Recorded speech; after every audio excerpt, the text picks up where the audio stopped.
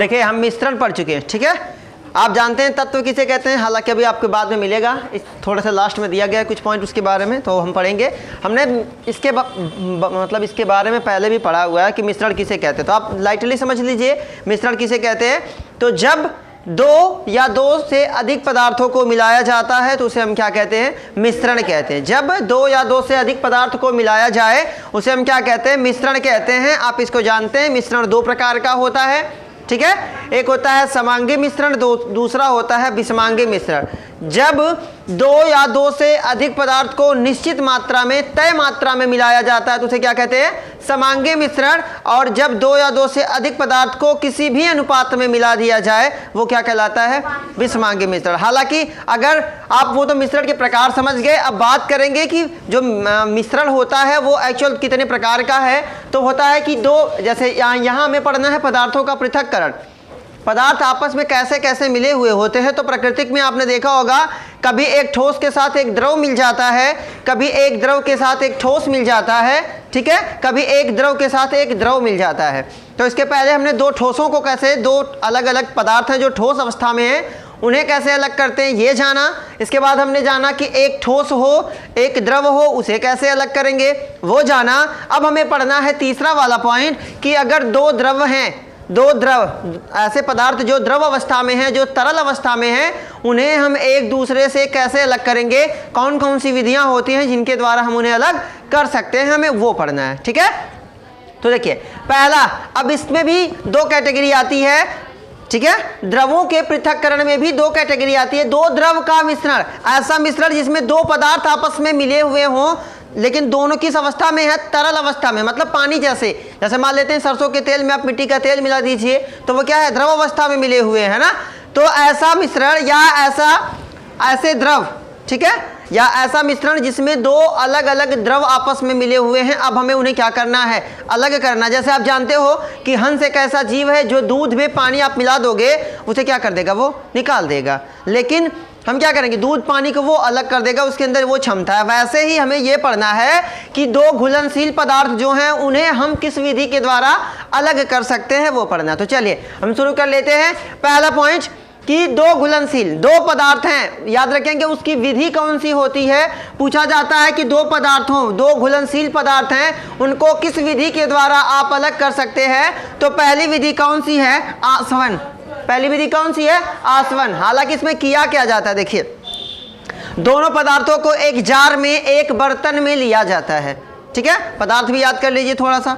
दो पदार्थ कौन कौन से, एसीटोन और जल, दोनों तरल अवस्था में रहते हैं। दोनों को अलग हम कैसे करेंगे, तो एक बर्तन में, जैसे हमारे भदेली वगैरह होती है, जगह नहीं बची, चलिए इसका मैं अलग से बता दूंगा आपको।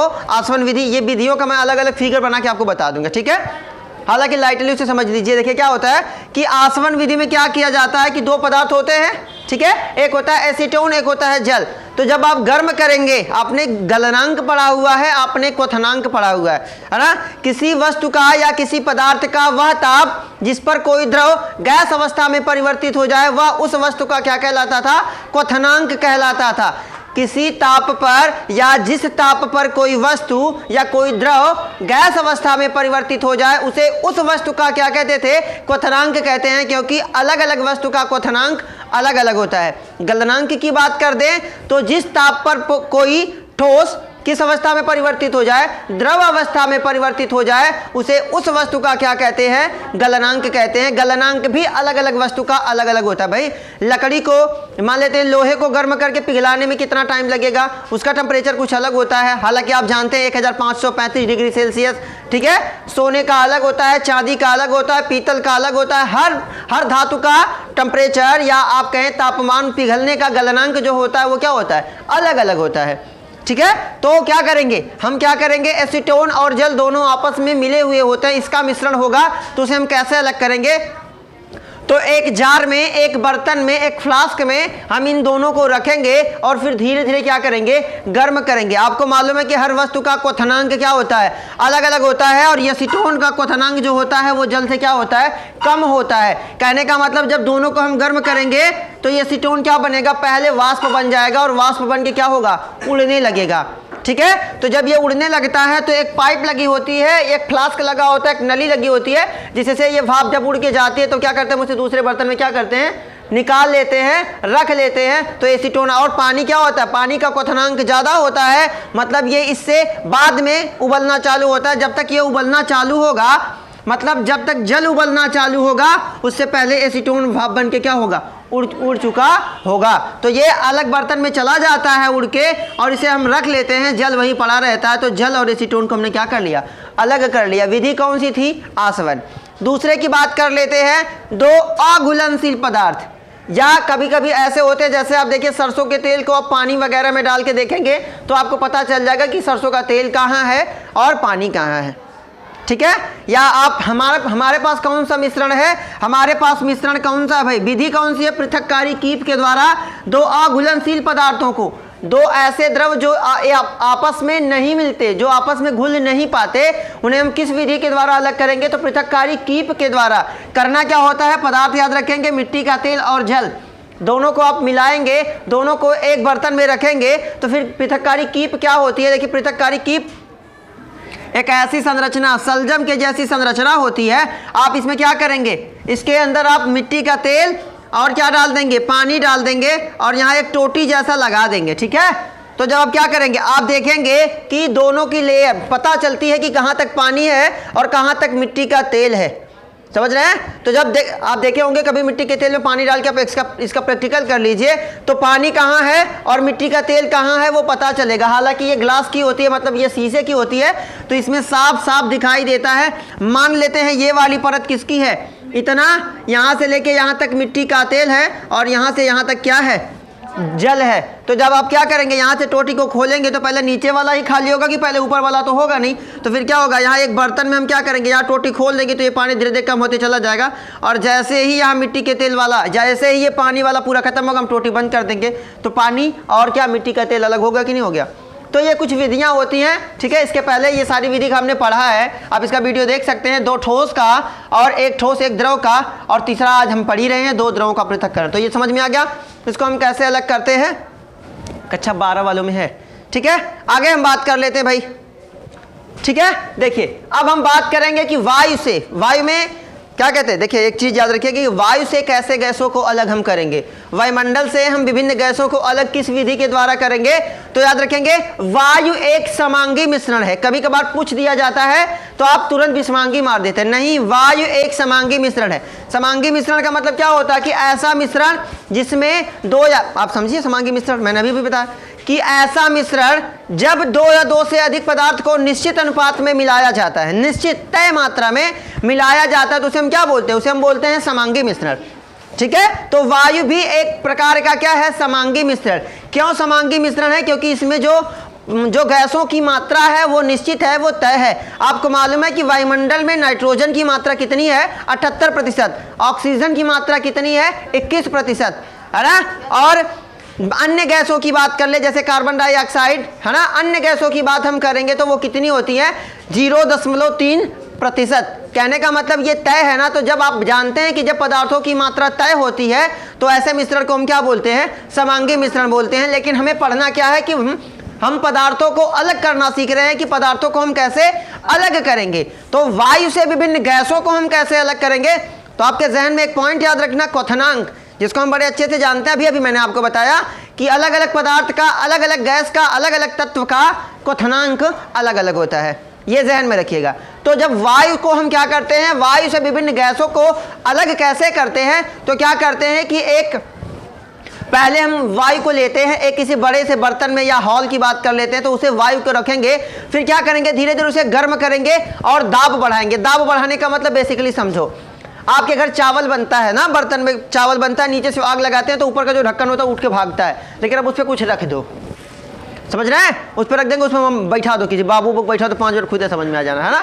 किसी चीज़ को रख दे, ईंट रख दीजिए, तो नीचे क्या होगा, ऊपर से आग लग रही है, अब उस बर्तन पे दाब बढ़ रहा है कि नहीं बढ़ रहा है, तो दाब बढ़ेगा। वहाँ से कोई पाइप लगा दो उस बर्तन से, लोहे की लगाना, प्लास्टिक की लगाओ, खुद अपने टेढ़े मेढ़े हो जाएगी बेचारी, है ना। मजबूत लगाएंगे तो वो क्या होगा, वहाँ से गैस हवा क्या होगी, जो गर्म करेंगे तो वो हवा क्या होगी, भाग के जाएगी कहीं, भाग के जाएगी ना, अब फिर उस हवा को क्या करेंगे, ठंडा करेंगे। तो आपको मालूम है, आप बेसिक देखो, जब भाप आपके हाथ में टकराती है तो कैसी बन जाती है, पानी बन जाती है। कैसा बन जाती है, पानी बन जाती है, बिल्कुल बन जाती है, वो द्रवित हो जाती है। तो जब वायु को आप ताप और दाब देंगे तो वो किस में बदल जाएगी, द्रवित वायु में बदल जाएगी, क्योंकि वायु में सभी गैसें हैं। तो हर गैस का द्रवित होना या हर गैस का क्वथनांक क्या होता है, अलग अलग होता है। अब क्वथनांक की बात करो तो जिस ताप पर कोई द्रव क्या बन जाए, गैस अवस्था में परिवर्तित हो जाए, उसे उस वस्तु का क्या कहते हैं, या है ना, क्या कहते हैं, क्वथनांक कहते हैं। तो अलग अलग गैस का क्वथनांक अलग अलग होता है। तो जो नाइट्रोजन होगा, जो ऑक्सीजन होगा, वो अलग अलग टेम्परेचर पे अपने आप क्या हो जाएंगे, एक दूसरे से क्या हो जाएंगे, अलग हो जाएंगे। तो केवल हमें क्या करना था, वायु को ताप और दाब देना था, जिसकी वजह से वो किस में परिवर्तित हो जाएंगे, द्रव में परिवर्तित हो जाएंगे। और जैसे ही वो द्रव में परिवर्तित होंगे तो हम जानते हैं अलग अलग गैसों का क्वथनांक अलग अलग होता है, वो अलग अलग जगह पे क्या हो जाएंगे, दिख जाएंगे आपको कि ये देखो नाइट्रोजन इधर निकल गई, ऑक्सीजन इधर हो गया, है कि नहीं, कार्बन डाइऑक्साइड इधर होगी, बाकी गैसें अलग होंगी। क्यों अलग होंगी, क्योंकि उनका क्वथनांक क्या होता है, अलग अलग होता है। समझ गए बात को। आगे बात कर लेते हैं परिवर्तन के बारे में। ये हम कई बार पढ़ चुके हैं, परिवर्तन किसे कहते हैं, ठीक है। किसी जीव के, चलिए फिलहाल वो बात ही खत्म करते हैं, हम जीव विज्ञान में कहा जाए। परिवर्तन कितने प्रकार का होता है, तो किसी वस्तु में दो तरह के, किसी पदार्थ में दो तरह के परिवर्तन होते हैं। पहला परिवर्तन होता है भौतिक और दूसरा होता है रासायनिक। भौतिक का मतलब जिसे छू सके, है ना, जिसमें परिवर्तन किया जा सके, वो क्या कहलाता है, भौतिक। और रासायनिक का मतलब जिसमें परिवर्तन नहीं किया जा सके, जिसकी पुनरावृत्ति ना हो सके, वो क्या कहलाता है, रासायनिक। ठीक है, कुछ पॉइंट समझ लेते हैं। गुण कैसे पहचानेंगे, क्या क्वालिटी होती है रासायनिक परिवर्तन की, क्या क्वालिटी होती है भौतिक की। तो पहला पॉइंट, ठीक है, पदार्थ के गुण। जब रासायनिक की बात हम कर रहे हैं कि जब दो पदार्थों को आप मिलाओगे तो जो पदार्थ बनेगा वो क्या हो जाएगा, दोनों से अलग हो जाएगा। मान लेते हैं हम चीनी पानी को मिलाते हैं तो जो नया पदार्थ बनता है वो उन दोनों से क्या हो जाता है, अलग हो जाता है। एक नया पदार्थ, चीनी खा के देखिए कैसी लगती है, पानी पी के देखिए कैसा लगता है, शरबत पी के देखिए कैसा लगता है। ना वो पानी जैसा होगा ना वो चीनी जैसा होगा, बल्कि वो दोनों का मिक्स तो एक नया बन जाएगा, बन गया ना। तो रासायनिक परिवर्तन की बात करेंगे तो रासायनिक परिवर्तन एक ऐसा परिवर्तन है जिसमें पदार्थ के गुण पूरी तरह से क्या होते हैं, बदल जाते हैं, एक नया पदार्थ बन जाता है। समझ रहे हैं भाई। चलो उदाहरण दूसरा ले लो, दही है, दही देख रहे हैं ना। तो दही कैसे बनी, दूध ही तो परिवर्तित, लैक्टोबैसिलस ने उसे क्या कर दिया, दही में परिवर्तित कर। दूध खा के देखो, दही खा के देखो कैसा है, अंतर है कि नहीं अंतर है, बहुत ज़्यादा अंतर है। दूध आपको मीठा लगेगा हल्का, दही आपको खट्टी लगेगी, तो वो उसकी प्रकृति पूरी तरह से क्या हो गई, बदल गई। तो जो रासायनिक परिवर्तन होता है उसमें पदार्थ के गुण पूरी तरह से क्या हो जाते हैं, बदल जाते हैं। दूसरा पॉइंट, मूल पदार्थ से भिन्न। मैंने एक ही पॉइंट, दोनों पॉइंट एक ही में बता दिया आपको कि वो जो जिस पदार्थ से वो बना है उससे पूरी तरह से क्या हो जाएगा, भिन्न हो जाएगा, अलग हो जाएगा। आगे बात करते हैं, उत्क्रमित नहीं होते। उत्क्रमित का मतलब देखिए, आपको मैंने बताया था उत्क्रमणीय अभिक्रिया। जैसे समझो थोड़ा सा, जल को आप गर्म करेंगे क्या बनेगा, जल को बने, है ना, पहले बर्फ से चलते हैं, बर्फ को गर्म करेंगे, टेम्परेचर देंगे तो क्या बना, द्रव, और द्रव को और टेम्परेचर देंगे क्या बना, गैस, है ना, वाष्प बना या गैस बना। तो गैस को ठंडा करेंगे क्या बना, द्रव, और फिर द्रव को फिर ठंडा करेंगे तो क्या बन गया, बर्फ। तो क्या हो गया, उत्क्रमी। ऐसी अभिक्रिया जिसमें कोई पदार्थ दोबारा अपनी प्रारंभिक अवस्था को प्राप्त कर ले, वह अभिक्रिया कहलाती है उत्क्रमणीय। उल्टी अभिक्रिया, विपरीत। उत्क्रमित का मतलब क्या होता है, उल्टा, जिसमें कोई पदार्थ दोबारा उत्क्रमित हो जाए, जैसे वो पहले था वैसा बन जाए, वो क्या कहलाएगा, उत्क्रमित। लेकिन जो रासायनिक परिवर्तन होता है इसमें उत्क्रमित नहीं होते। कहने का मतलब इसमें पदार्थ जो बन गया सो बन गया, वो दोबारा पहले जैसा नहीं बनेगा। समझ गए। आगे बात कर लेते हैं, भौतिक परिवर्तन की बात करते हैं। ये समझ में आ गए 3 पॉइंट। इसके कुछ उदाहरण आपको मैंने लिखा हुआ है, जैसे वाष्पन, ठीक है, इसका एग्जाम्पल मैंने नहीं लिखा ना, वाष्पन, द्रवण और जमना। चलिए इसको मैं बाद में बता देता हूँ, जाने मैंने लिखा है इसको, ठीक है। तो समझ जाते हैं बात को भाई। देखिए अब क्या है, ये तीनों समझ में आ गया। अब हम भौतिक परिवर्तन की बात करते हैं। तो ऐसा परिवर्तन जिसमें क्या होता है, नया पदार्थ बनता है। भौतिक परिवर्तन में क्या होता है, देखिए क्या बनता है, एक नया पदार्थ बनता है। जैसे आप लोहे को पीट के कुछ बना, कुदाल बना दिया, नया पदार्थ बना दिया कि नहीं बना दिया। इसमें हम पदार्थ को नया बनाते हैं लेकिन उसका गुण हम बदल नहीं पाते। अगर लोहे से आप बनाते हो तो वो पूरी तरह से क्या है, लोहा ही तो है भाई। जैसे लोहे के, जैसे हम धातु के बारे में पढ़ते हैं, धातु पीटने पे क्या करती है, आवाज़ करती है, उनमें क्या होती है, चमक होती है कि नहीं। वो विद्युत के क्या होते हैं, सुचालक होते हैं, है कि नहीं। लेकिन अब जब आप किसी नए पदार्थ, भौतिक परिवर्तन में जब किसी वस्तु को आप बनाते हो, है कि नहीं, तो दोबारा क्या कर सकते हैं। जैसे मैंने आपको बताया ना कि हमने क्या बनाया, लोहे से क्या बना दिया, कुदाल बना दिया, फावड़ा बना दिया। तो जो फावड़ा है या कुदाल है उसमें लोहे के गुण हैं कि नहीं है ना। लेकिन रासायनिक परिवर्तन इसका जस्ट उल्टा था, उसमें वह वस्तु उसके जैसी नहीं थी, बल्कि वो एक नए पदार्थ के रूप में क्या बन गई। ठीक है, आगे बात करते हैं। गुण में परिवर्तन नहीं होता भाई, उसके गुण जो हैं, जैसे अगर लोहे की बात करें तो वो उष्मा का सुचालक होता है, तो जो नया पदार्थ बनेगा उसमें वो भी क्या है। अरे भाई जैसे लोहे से मैंने बताया ना आपको, कुदाल मैंने बनाया, तो क्यों जो कुदाल है वो लोहा है, तो क्या वो उष्मा का सुचालक नहीं है, उसमें करंट नहीं आएगा, आएगा ना, वही चीज है। आगे बात करते हैं, उत्क्रमित हो जाते हैं, होते हैं। अब कुदाल हमने क्या किया, लोहे को पिघला के कुदाल बनाया, है ना, कुल्हाड़ी बनाई, अलग अलग चीजें हमने बनाया। तो फिर दोबारा हम चाहेंगे तो कुल्हाड़ी को क्या कर देंगे, गला के फिर हम क्या कर सकते हैं, फिर चाहेंगे तो हम उसे लोहा बना सकते हैं, फिर लोहा बन जाएगा। जैसा वो था वैसा बना सकते हैं हम। वो चरकुन्ना में था तो हम उसे चरकुन्ना बना देंगे, तिनकुन्ना था तिनकुन्ना बना देंगे, वो जैसा था वैसे हम बना देंगे। ठीक है, समझा क्या ना इतना बात। देखिए अब आपका केवल बचा है तत्व के बारे में, थोड़ा सा बचा है यौगिक के बारे में, जो हम अगले वीडियो में पढ़ेंगे। ठीक है, बेस्ट ऑफ लक।